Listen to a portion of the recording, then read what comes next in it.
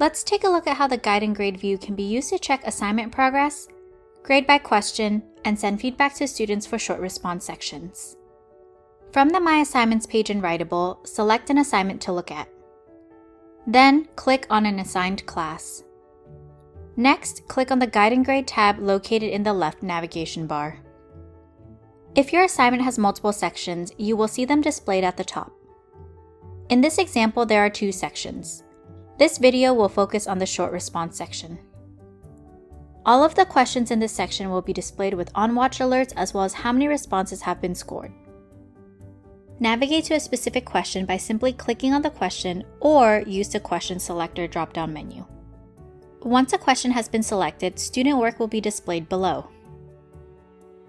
Additionally, you have the option to filter through your students using the drop-down menu located next to the Question Selector. The prompt, relevant skills, and an answer key, if available, will be displayed underneath the Question Selector. To make more space to view your students and their work, click Hide Prompt. When viewing a group of students, you have the option to send a group message or scroll down to individually message a student.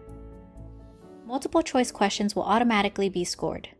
Short response questions with a corresponding rubric item will require you to submit a score. Any questions with outstanding student submissions that still need to be reviewed will have a number next to them in the drop-down menu. You can also click on Next to Review to skip to the next question that needs to be graded. Writable's AI Grading Assist will provide a draft score and suggested comment for each student's response. If you do not see the comments, you can request AI feedback by clicking on Get AI Feedback. You have the option to edit the AI-generated feedback before sending it out to students. You can then choose to send the feedback to students individually or all at once if that option has been enabled by your district. Once you have reviewed all submissions, click on Submit to save the scores and send feedback to students.